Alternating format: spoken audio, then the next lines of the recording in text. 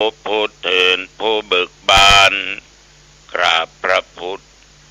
สวากขาโตภควตาธัมโมพระธรรมเป็นธรรมที่พระผู้มีพระภาคเจ้าตรัสไว้ดีแล้วธัมมังนัมัสสามิข้าพเจ้านมัสการพระธรรมกราบพระธรรมสุปฏิปันโนภควโต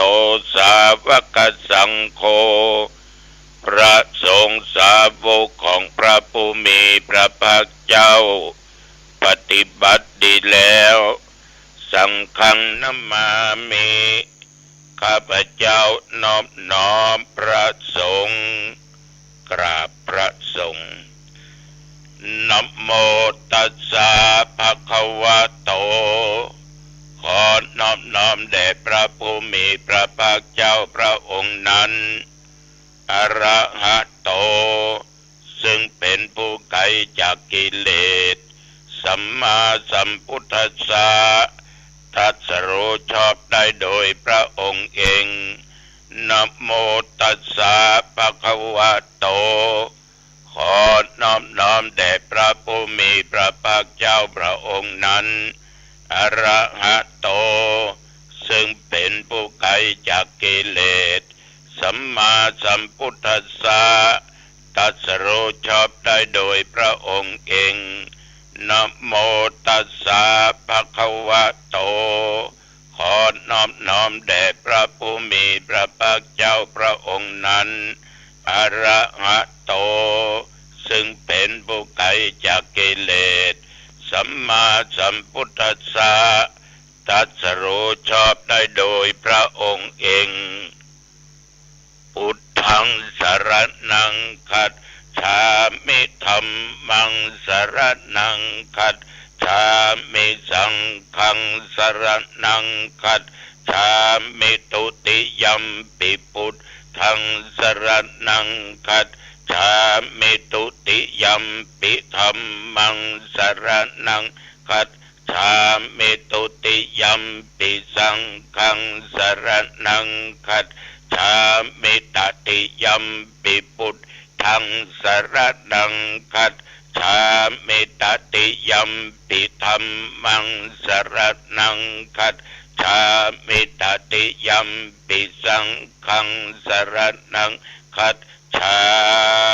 มิมหาวชิราลังการโนทายานังธัมมาคติโยมหาปุญโยมหาเตโช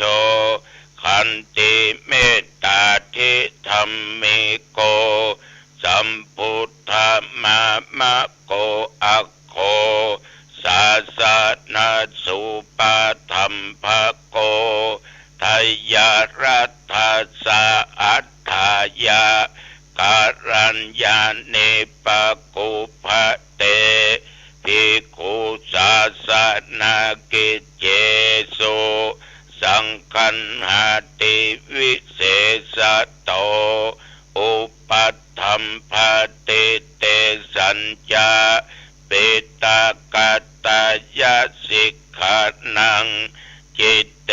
นะสาธุการายารัตเทสะฉันทะการิโนกาเรติปุติภาวายารัตถัสสะจะปัจจายาจาเอเตจัตตาภาลันเยสังหิตกะลาสุเจตสาตัตโตวะไทยิกาสเพสัมมาคาสันติขิวิโนปิญโยเอตังปิยายันติภาวันติทันหะภัตติกาสามัคคิยาจาสัพเพสังทายาเทโสวิโรจตินานาเตเสสุปัญญาโตนิพพโยนิรูปัฏ ทโวอิธาเนโสมหาราชาเทวาสัตตานิสัมมายุโกอิติเสมังคะเลกาเลเทมัสสะจยะมังคะลังรัตนาตายานุภาเวนะรัตนาตายาเตชะสาปรมินทามหาราชาไทยานังนันติวัตโนจิรัญชีวัตุติขายุวันโนเปโตสุเขติโตภะลุเปโตจัสสะพัทธาปัปโปโตสัพพะมังคะลังสิริละเจปฏิธาโตนิจังภัฏฐานิปัสสะโตสัพเพมะเยติกาเทวาอภิปาเลนตุนังสัทธา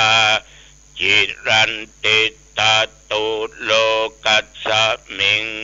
สัมมาสัมพุทธัสสะสนันติภวตุสัพพะมังคะลังรักขันตุสัพพะเทวตาสัพพะพุทธานุภาเวนะสัทธาโสทิภวันตุเตภวตุสัพพะมังคะลังรักขันตุสัพพะเทวตาสัพพะธัมมานุภาเวนะสัทธาโสทิภวันตุเตภวตุสัพพะมังคะลัง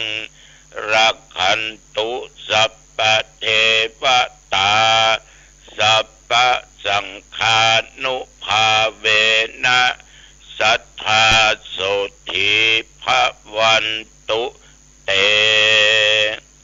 ทิคายุโกโหตุขอถวายพระพร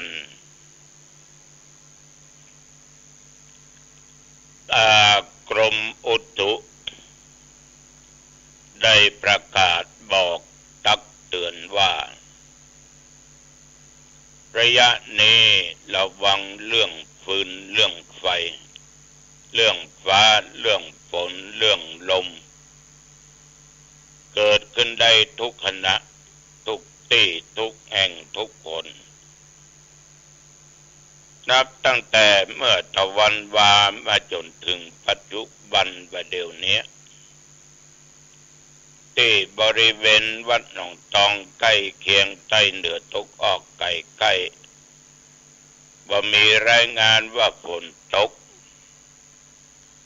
ลมตะวันนี่ก็บ่แห้งแต่ว่าอากาศนั้นร้อนมาก42 องศาในเวลาเที่ยงบ่ายโมงบ่ายสองบ่ายสามอุณหภูมิสูงมากแต่ตกกลางขึ้นมาก็เหลือ36 33 34อยู่ที่เนี้ยเป็นเกณฑ์ปัจจุบันนี้อุณหภูมิ21 องศาญาติโยมท่านผู้ฟังตะวากินของงายเรียบร้อยแล้วตุเจ้าก็ไปไหนเนาะอยู่วัดอยู่ว่าปั่นปอนดำหัวดำเก้ายังหมดเตื้อแต่ว่าก็มีท่านสจกามาคารวะมาดำหัวต่อจากนั้นตกเย็นมาอาตมาก็อาบน้ำอาบท่าก็แต่งเนื้อแต่งตัวเนาะชุดปกติชุดนี้ไปงานได้หลายที่ไม่มีการเปลี่ยนแปลงชุดของทุกเจ้า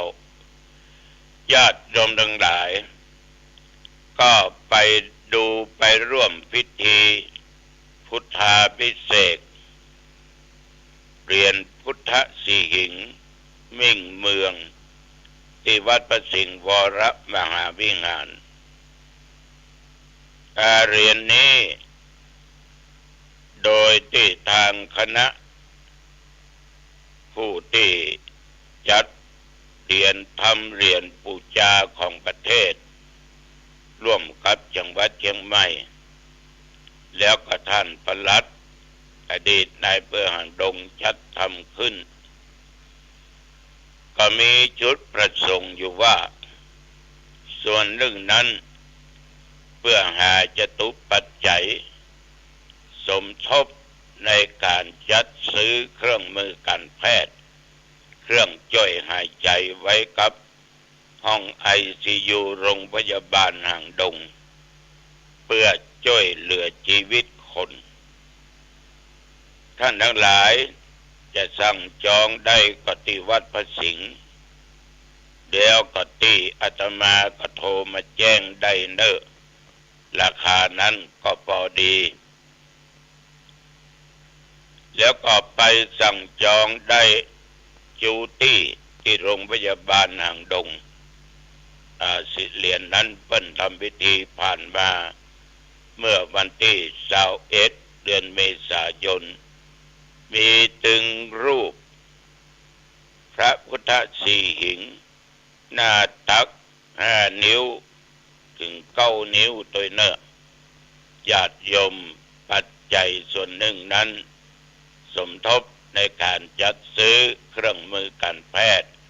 เครื่องช่วยหายใจไว้ห้องICUติดต่อได้3ที่1วัดประสิงห์2หงยาหางดง3ที่ตุเจ้าวัดหนองตองแต่เหรียญไม่มีที่ตมานะญาติโยมโทรมาหลวงพ่อเขาเจ้าก็ได้สักเหรียญราคาเท่าใดจำบ่าวก็จะแจ้งแล้วก็บอกกับเจ้าหน้าที่ตั้งหงยานะต้องหงยาได้รับทราบเขาจะเอาวัตถุมงคลมาให้ตมาแบ่งปันหรือว่าโยมบูชาก็ได้ญาติโยมจากนั้นตมาเองก็กลับมาวัดตกสัก2 ทุ่มก็ไปเทศนาทำงานข่าวดำโอ้คนเฒ่าอายุได้95 ปีละอายุ95 ปีอันนี้ก็ถ้าเป็นบอกไฟก็หมดเป่าเนาะเป็นว่าวลมก็หมดละว่าวไฟก็หมดเชื้อละเนาะเตียนกากลมกาหมดเชื้อหมดอย่างก็ดับไปก็ตามธรรมชาติ95 ปีตมาก็ใจเวลาในการแสดงธรรมะขึ้นแล้ว40 กว่านาทีเล็กน้อย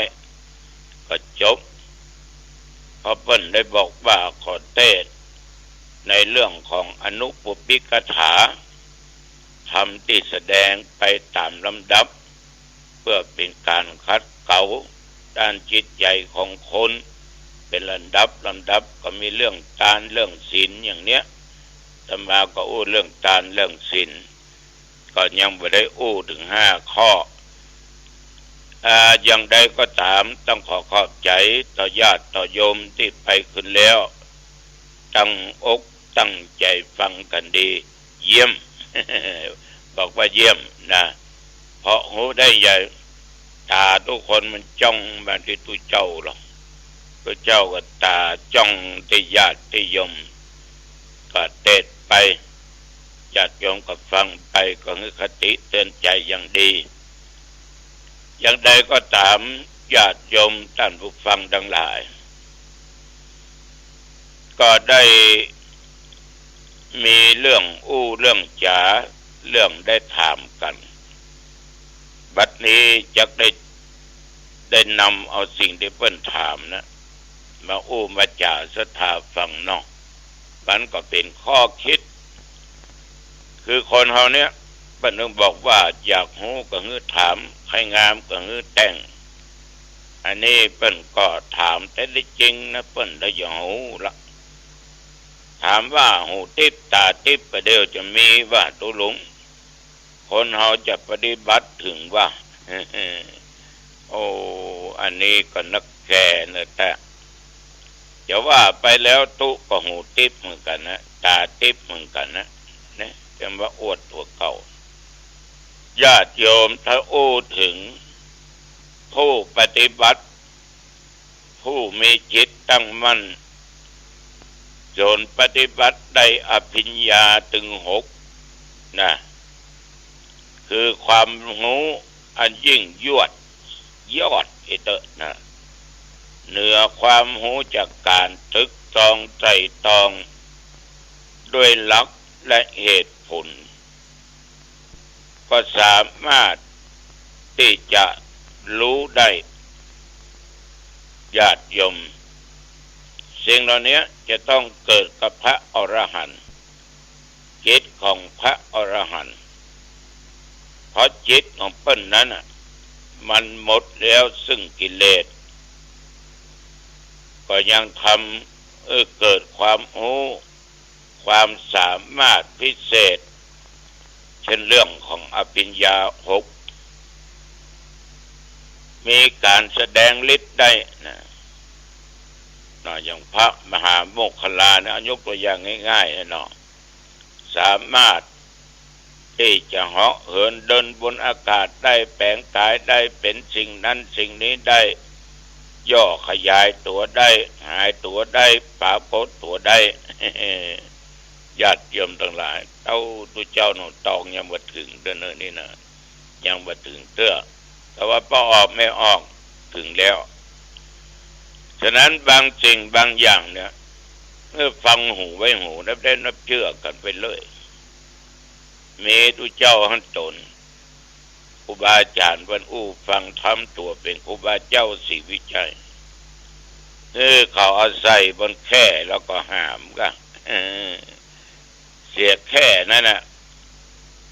มันตกลงมาที่โต๊ะมันจะเนี่ยคนหามพเลิศ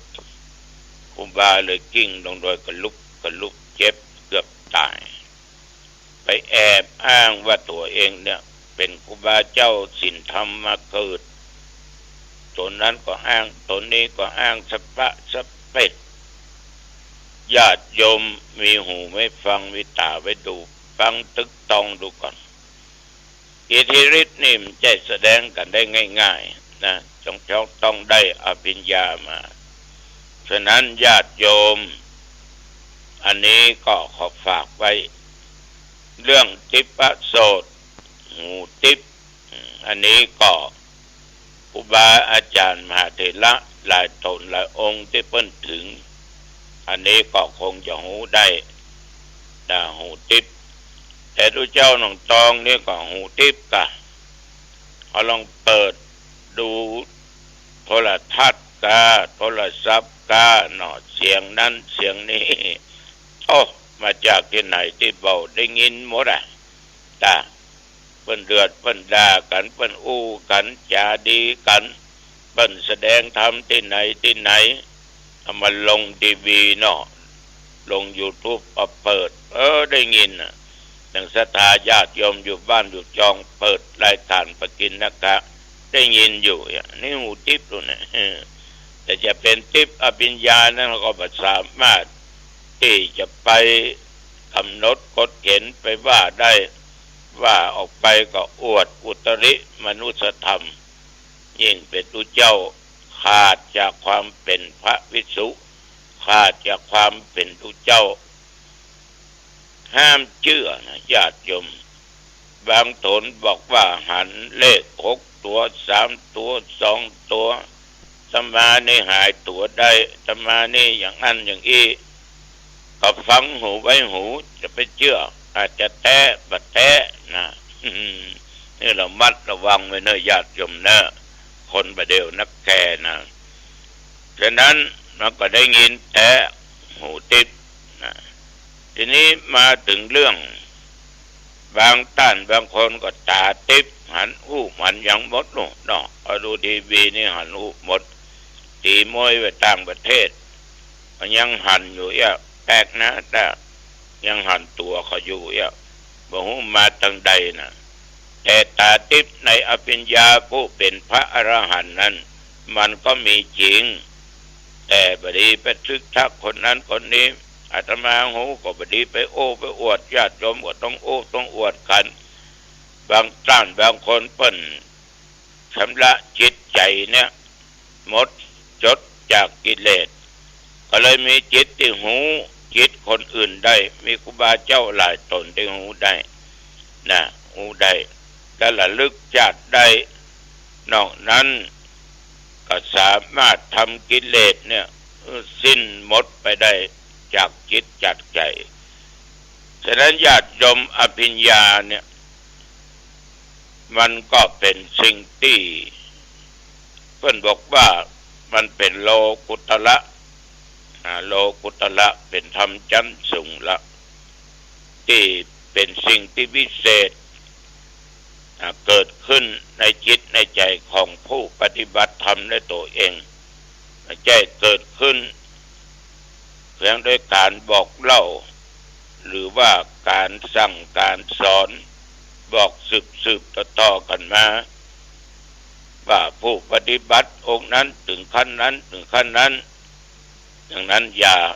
าห้ามเชื่อก่อนห้ามเชื่อก็ได้ญาติโยมทั้งหลายซึ่งวันเนี้ยทุกเจ้าก็คิดว่าการสอนธรรมเนี่ยเอาสอนผิดว่าสอนถูกก็ธรรมดาของสัตว์โลกญาติโยมมันก็อู้กันไปอย่างเงี้ยนะแต่ว่าต้องใจสติและปัญญาตึกต้องพิจารณาเอาเหตุเอาผลให้ดีๆเนอะมีตาไปดูมีหูไปฟัง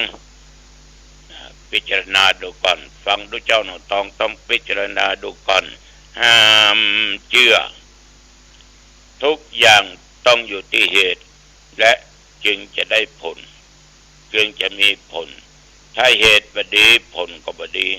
ถ้าเหตุดีผลก็ดีเนอะเอาละวันนี้จาไปมาเป็นเวลาพอสมควร